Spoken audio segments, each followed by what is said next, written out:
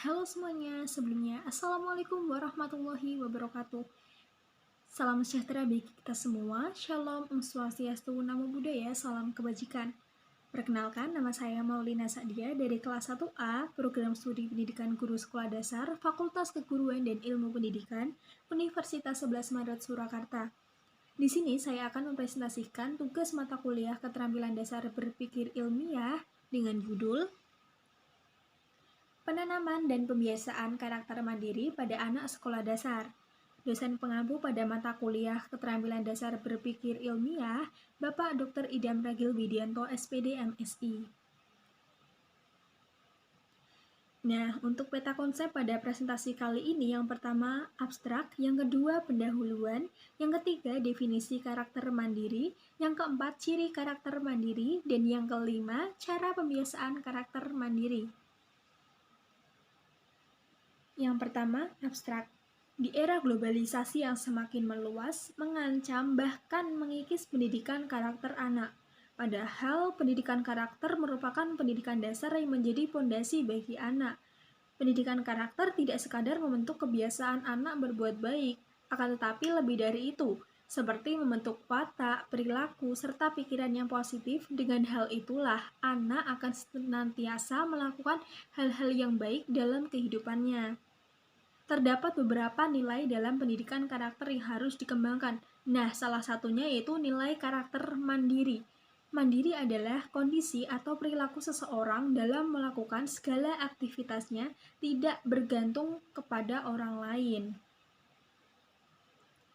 Dalam kata lain, mandiri adalah kemampuan anak untuk mampu berdiri sendiri dalam melakukan berbagai aktivitasnya.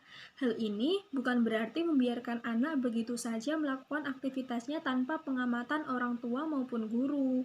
Tetapi hal ini bertujuan untuk melatih serta menanamkan karakter mandiri anak sekolah dasar.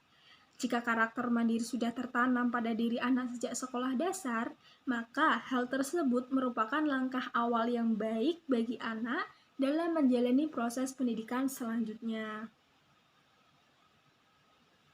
Yang kedua, pendahuluan. Dalam pembukaan Undang-Undang Dasar 1945, alinea keempat terdapat tujuan negara, yaitu mencerdaskan kehidupan bangsa.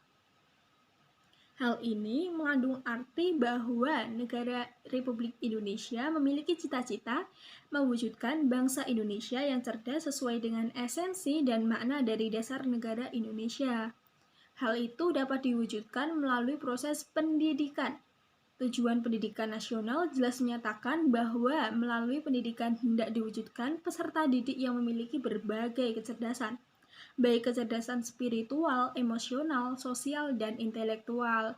Nah, di sini kita dapat memahami bahwa pendidikan nasional mempunyai tujuan mulia terhadap peserta didik, yaitu membangun pribadi yang memiliki ilmu pengetahuan, meningkatkan kemampuan teknis, mengembangkan kepribadian yang kokoh, dan membentuk karakter yang kuat. Hal itu juga dapat diwujudkan dengan penanaman pendidikan karakter. Kemendikbud menegaskan bahwa ada 18 nilai pendidikan karakter yang harus disisipkan dalam proses pendidikan di Indonesia. Salah satu bentuk pendidikan karakter yang perlu ditanamkan pada anak usia sekolah dasar yaitu pendidikan karakter mandiri, karena anak usia sekolah dasar merupakan anak yang sedang berkembang dan merupakan masa yang tepat untuk menanamkan karakter mandiri yang baik. Menunjukkan kemampuan belajar secara mandiri sesuai dengan potensi yang dimiliki, memiliki kemampuan menganalisis, memecahkan masalah, bertanggung jawab, memiliki sifat percaya diri, dan memanfaatkan waktu luang dengan baik merupakan bentuk pendidikan karakter mandiri yang perlu ditanam pada diri anak sekolah dasar. Yang ketiga, definisi mandiri menurut beberapa ahli. Bernardip berpendapat bahwa mandiri merupakan perilaku mampu berinisiatif, mampu mengatasi hambatan atau masalah, mempunyai rasa percaya diri, dapat melakukan sesuatu sendiri tanpa bantuan orang lain. Syaiful Bahri berpendapat bahwa mandiri yaitu mampu melaksanakan tugas-tugas seperti yang dilakukan oleh orang dewasa dan dapat bertanggung jawab atas sikap dan perbuatan yang dikerjakannya. Yamin dan Jamilah berpendapat kemandirian merupakan suatu sikap individu yang diperoleh kumulatif selama masa perkembangan, di mana individu akan terus belajar untuk bersikap mandiri dalam menghargai berbagai situasi di lingkungan, sehingga individu tersebut pada akhirnya akan mampu berpikir dan bertindak sendiri. Subroto dalam Wiyani berpendapat bahwa kemandirian sebagai kemampuan anak untuk melakukan aktivitas sendiri atau mampu berdiri sendiri dalam berbagai hal. Kemandirian merupakan kemampuan atau keterampilan yang dimiliki anak untuk melakukan segala sesuatunya sendiri, baik yang terkait dengan aktivitas bantu diri maupun aktivitas dalam kesehariannya tanpa bergantung pada orang lain.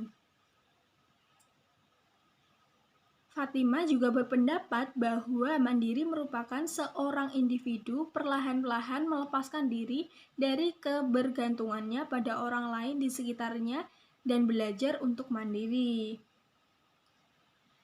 Berdasarkan pengertian di atas, dapat disimpulkan bahwa mandiri merupakan sebuah kondisi atau kemampuan yang dimiliki pada anak dalam menyelesaikan tugas yang menjadi tanggung jawabnya secara mandiri dengan penuh sifat percaya diri dan tidak bergantung pada orang lain, serta mampu menjadi pemecah masalah dan dapat mengambil keputusan sendiri. Yang keempat, ciri-ciri mandiri menurut beberapa ahli. Yang pertama, Gea berpendapat bahwa kemandirian memiliki ciri seperti percaya diri, mampu bekerja sendiri, menguasai keahlian dan keterampilan, menghargai waktu dan bertanggung jawab. Nah, selain itu, ia juga berpendapat bahwa ciri-ciri dari mandiri diantaranya yang pertama, tanggung jawab, berarti memiliki tugas untuk menyelesaikan sesuatu dan diminta hasil pertanggungjawaban atas hasil kerjanya. Yang kedua, independensi adalah suatu kondisi di mana seseorang tidak bergantung kepada otoritas dan tidak membutuhkan arahan.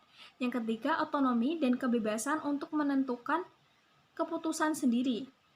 Berarti mampu mengendalikan atau mempengaruhi apa yang terjadi kepada dirinya sendiri. Nah, yang keempat, keterampilan memecahkan masalah dengan dukungan dan arahan yang memadai. Individu akan terdorong untuk mencapai jalan keluar bagi persoalan-persoalan praktis relasional mereka sendiri.